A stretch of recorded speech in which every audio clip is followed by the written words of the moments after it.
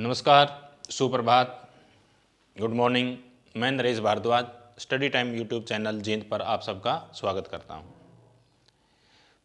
तो प्रिय छात्रों, पिछली वीडियो के अंदर हमने वर्ण विचार यूनिट कंप्लीट की थी। तो आज हम शब्द विचार दूसरी यूनिट की शुरुआत कर रहे हैं। देखिए, सबसे पहले शब्द होता क्या है। स्क्रीन पर आप देख रहे हैं, वर्णों के सार्थक समूह को शब्द कहते हैं, यानी कि वर्णों का ऐसा समूह जो अपना अर्थ प्रकट करता है, उस समूह का नाम क्या होता है? शब्द। नीचे आपने दी है कै प्लस मैं प्लस लय कमल, वर्णों का समूह बन गया। पू प्लस से तय और कै से क्या बन गया? पुस्तक। कमल और पुस्तक ने दोनों शब्दों ने क्या किया? अपना अर्थ प्रकट किया। जो भी अर्थ प्रकट करेगा वर्णों का समूह, उसी का नाम क्या है? शब्द। यानी कि वर्णों के सार्थक समूह को शब्द कहते हैं। शब्दों का वर्गीकरण। शब्दों का वर्गीकरण 5 प्रकार से होता है। हमारी भाषा हिंदी भाषा के अंदर शब्दों को 5 प्रकार से बांटा गया है। आप वर्गीकरण देख रहे हैं। पहला है रचना के आधार पर, इतिहास स्रोत के आधार पर, अर्थ के आधार पर, प्रयोग के आधार पर, और नंबर 5 व्याकरणिक प्रकार्य या रूप के आधार पर। व्याकरणिक प्रकार्य या रूप भी बोलते हैं। तो कुल मिलाकर 5 प्रकार से शब्दों को बांटा गया है, शब्दों का वर्गीकरण किया गया है। तो आज हम रचना के आधार पर शब्द के भेद करते हैं। रचना के आधार पर शब्द के भेद आप देख रहे हैं। रचना के आधार पर 3 प्रकार के शब्द होते हैं, रूढ़, यौगिक और योग रूढ़। रूढ़ शब्द के आगे लिखा है मूल। ये भाषा के मूल शब्द होते हैं। जो भाषा के मूल शब्द होते हैं वो भाषा के क्या होते हैं? रूढ़ होते हैं। और इन शब्दों की क्या पहचान होती है?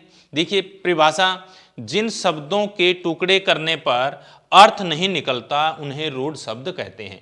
भाषा के ऐसे शब्द यदि हम उसका टुकड़ा करेंगे और यदि उसका टुकड़ा अर्थ नहीं देगा तो ऐसे शब्द क्या होते हैं? रूढ़। ये रूढ़ शब्द की क्या होती है? पहचान होती है। रूढ़ शब्द ही भाषा के मूल शब्द होते हैं। या जो शब्द लंबे समय से किसी विशेष अर्थ में प्रयोग होते आ रहे हैं, एक ही अर्थ में जिसका क्या होता आ रहा है, अभी तक प्रयोग होता आ रहा है। जैसे कुछ उदाहरण नीचे लिखे हैं, दिन, रात, मेज, घर, पुस्तक, जल, आग आदि। यदि हम इन शब्दों को, जो रूढ़ शब्द है हमारे, इन शब्दों को क्या करें? इनको टुकड़ा करके देखें। जैसे दिन है, दिन के 2 टुकड़े किए। दिन, रात जैसे शब्द हैं, यदि हम इनका टुकड़ा करके देखेंगे,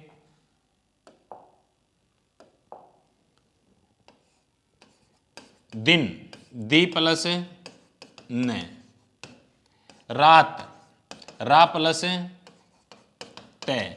देखिए, न दी का अर्थ है न का, न रा का, तय का। इस प्रकार के जो शब्द हैं, जैसे आ प्लस जैसे आज, कै प्लस लय से कल, कै प्लस मल मर्जी से करेंगे तो कै का अर्थ नहीं निकलेगा। जो इस प्रकार के शब्द होते हैं, यदि हम उसका टुकड़ा करके देखें, यदि टुकड़ा अर्थ नहीं देता तो समझो भाषा के वो कौन से शब्द होते हैं? रूढ़ शब्द होते हैं। ये रूढ़ शब्द की क्या होती है? पहचान होती है।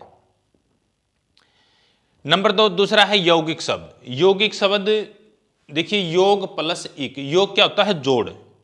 जैसे 2 वस्तुओं का जोड़ यौगिक पदार्थ, यौगिक वस्तु बनती हैं। 2 शब्दों का जोड़ क्या बनते हैं? यौगिक शब्द बनते हैं। योग प्लस इक। परिभाषा देखिए, जिन शब्दों का निर्माण खंडों के योग से होता है, खंड मीनिंग टुकड़े, जो टुकड़ों से या जो रूढ़ शब्दों के जोड़ने से मिलते हैं।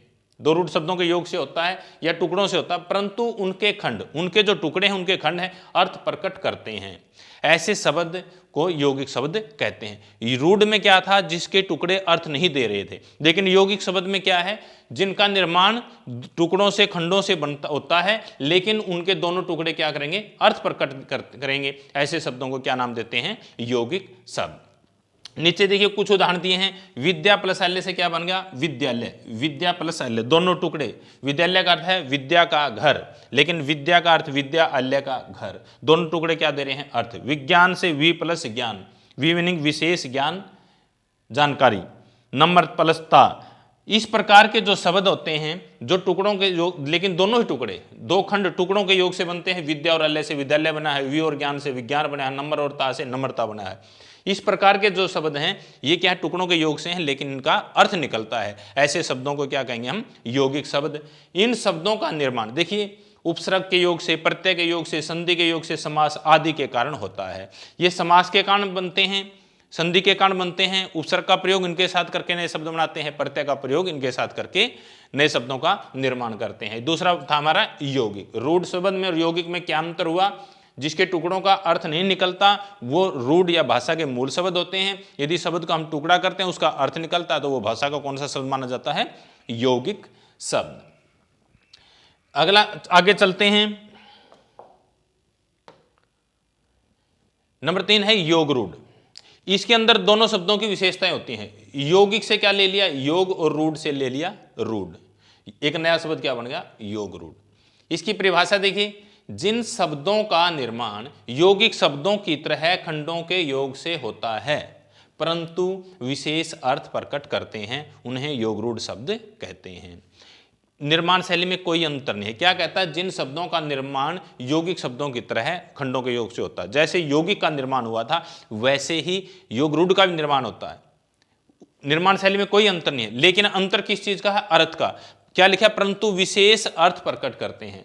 ऐसे शब्द हैं जो विशेष कोई अन्य अर्थ प्रकट, तीसरा ही अर्थ प्रकट होता है, उसको क्या बोलते हैं? विशेष अर्थ। ऐसे शब्दों को क्या कहते हैं हम? योग रूढ़।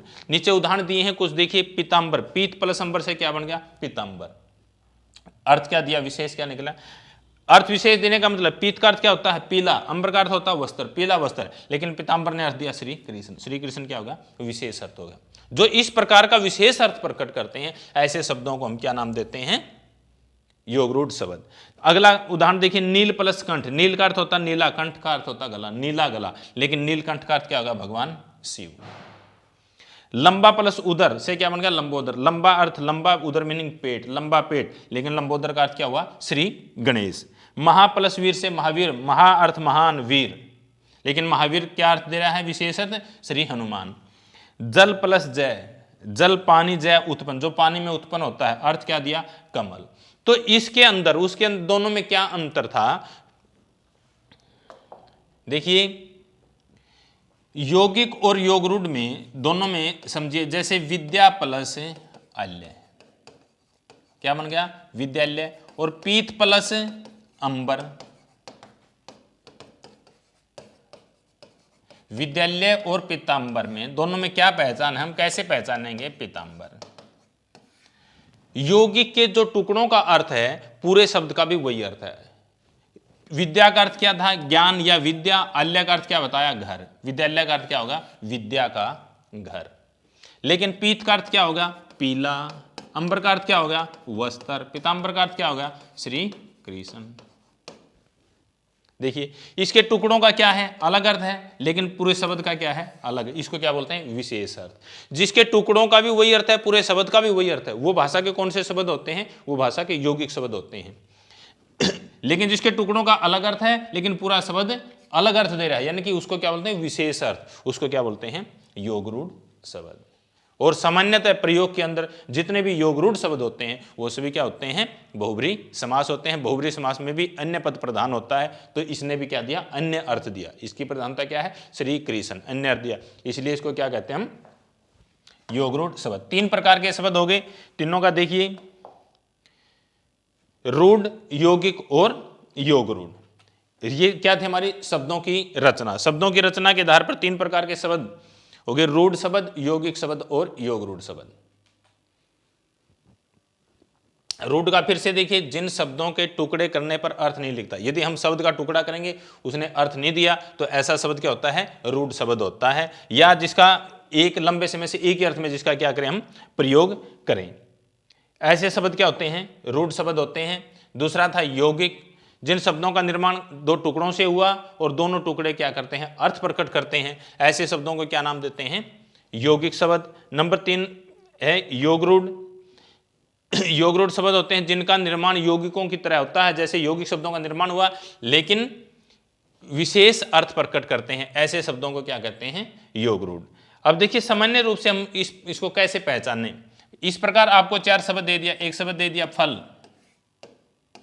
ऐसे 4 शब्द देगा आपको। एक शब्द दे दिया पुस्तक,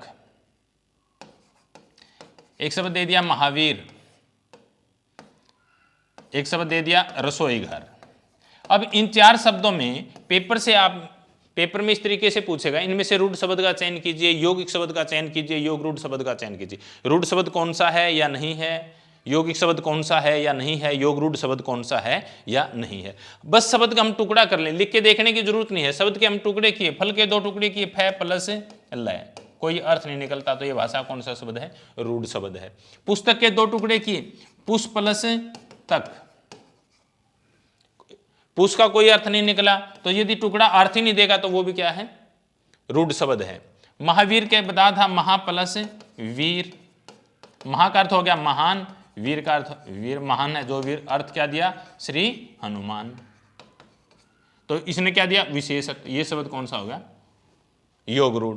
रसोई घर का 2 टुकड़े किए, रसोई प्लस घर, रसोई क्या है, भोजन, भोजन के लिए घर, रसोई घर का अर्थ भी भोजन के लिए घर, टुकड़ों का अर्थ भी भोजन के लिए घर, टुकड़ों के अर्थ में कोई अंतर नहीं आया। तो इस प्रकार के जो शब्द होते हैं वो कौन से होते हैं, यौगिक शब्द होते हैं। तो फल और पुस्तक रूढ़ शब्द हैं, महावीर योग रूढ़ शब्द है, रसोई क्या है, यौगिक शब्द है। इस प्रकार से हमने क्या करना है, इनकी पहचान करनी है। देखिए रूढ़, यौगिक और योग रूढ़, फिर से अंतर देखिए, एक शब्द होते हैं रूढ़, एक होते हैं यौगिक और एक होते हैं योग रूढ़। तीनों की पहचान को फिर से हम एक क्या अंतर होता है, जिसके टुकड़ों का अर्थ नहीं निकलता, रूढ़ यौगिक में क्या अंतर है, जिसके टुकड़ों का अर्थ नहीं निकलता रूढ़, जिसके टुकड़ों का अर्थ निकलता है यौगिक। यौगिक योग रूढ़ में क्या अंतर है, दोनों के टुकड़ों का अर्थ तो निकलता ही है, लेकिन जो मूल अर्थ देते हैं, जो मूल अर्थ देते हैं वो यौगिक, जो विशेष अर्थ देते हैं वो योग रूढ़। और मूल अर्थ और विशेष अर्थ की पहचान आपको यही बताई थी, यदि शब्द के टुकड़ों का वही अर्थ है, पूरे शब्द का वही अर्थ है, तो वो क्या, उसका मूल अर्थ है, वो क्या दे रहा है, मूल अर्थ दे रहा है, तो वो शब्द क्या होते हैं, यौगिक शब्द होते हैं। जिस शब्द के टुकड़ों का भिन्न अर्थ होता है, पूरा शब्द अन्य अर्थ देता है, यानी कि विशेष अर्थ देता है, वो शब्द कौन सा होता है, योग रूढ़। ऐसे शब्दों को हम क्या भाषा में नाम देते हैं, योग रूढ़। तो 3 प्रकार के शब्द हो गए, रूढ़, यौगिक और योग रूढ़। एक शैली के आधार पर, जैसे हम इसको किस तरीके से बनाएं, मान लीजिए एक शब्द है दिन है, दिन शब्द के 2 टुकड़े किए, दी प्लस न, कोई अर्थ नहीं निकला, दिन, इसका मतलब क्या है, रूढ़ शब्द है। अब नए शब्दों का निर्माण आपको लिख के बताया था मैंने, उपसर्ग के योग से, प्रत्यय के योग से, संधि के योग से, समास के योग से नए शब्दों का क्या होता है, निर्माण। अब देखिए किस प्रकार होता है, मान लीजिए उपसर्ग, नए शब्द की आवश्यकता पड़ी हमें, तो क्या लगा दिया, दिन के आगे सु लगा दिया, क्या बन गया, सुदिन, दिन के आगे दुर लगा दिया, क्या बन गया, दुर्दिन। एक नए शब्दों का क्या होगा, निर्माण होगा, दिन से संबंधित। देखिए और जैसे जैसे आवश्यकता पड़ती है तो और प्रत्यय के योग से नए शब्दों का निर्माण कर लिया, दिन के भर लगा दिया, दिन भर, दिन के अंक लगा दिया, दिनांक, दिन के चर्या लगा दिया, दिनचर्या, देखिए दिन के इक लगा दिया, दैनिक। दिन से संबंधित आप देख रहे हैं कितने शब्दों का क्या होगा, निर्माण होगा। और शब्द की पुनरावृत्ति कर देते हैं हम, पुनरावृत्ति, जैसे दिन प्लस दिन, एक नया शब्द क्या बन गया, दिनों दिन, दिनों दिन। बहुत सारे शब्दों के इस प्रकार उत्पत्ति होती है, जैसे हाथ प्लस हाथ, एक नया शब्द क्या बन गया, हाथों हाथ। कहने का मतलब क्या है, और संधि के योग से भी इसी प्रकार बनते हैं, समास के योग से, जैसे दिन प्लस इस, ई को क्या होगा, ए, दिनेश शब्द का नया, एक दिन से संबंधित नए शब्द का निर्माण होगा, दिनेश, दिनेश शब्द क्या है, संधि शब्द है। ऐसे ही समास के कारण क्या बनते हैं, नए शब्दों का क्या होता है, निर्माण। तो कहने का मतलब क्या है, ये जो शब्द हैं, ये सारे शब्द क्या हैं, यौगिक शब्द हैं। उपसर्ग का योग से है, प्रत्यय है, पुनरावृत्ति है, संधि है या समास है। मूल शब्द या रूढ़ शब्द किसे कहेंगे, दिन को। इन सब का मूल क्या है, दिन है। तो ऐसे शब्द जो दिन है, जिसके टुकड़े अर्थ नहीं देते, वही रूढ़ होते हैं। इन टुकड़ों का सु प्लस दिन, सु अच्छे दिन, दुर प्लस दिन बुरे दिन, टुकड़ों का क्या निकलेगा, अर्थ। जब टुकड़ों का अर्थ निकलता है तो वो शब्द क्या होते हैं, यौगिक शब्द होते हैं। तो इस प्रकार शब्दों की रचना होती है। हमारा क्वेश्चन था रचना के आधार पर शब्द के भेद। रचना के आधार पर शब्द के 3 भेद होते हैं, रूढ़ शब्द, यौगिक शब्द और योग रूढ़ शब्द। और तीनों ही भेदों को हमने अच्छी तरीके से जाना। इस प्रकार हमने क्या करनी है, इसकी पहचान करनी है। तो ये था हमारा पहला वर्गीकरण, रचना के आधार पर शब्द के भेद। धन्यवाद।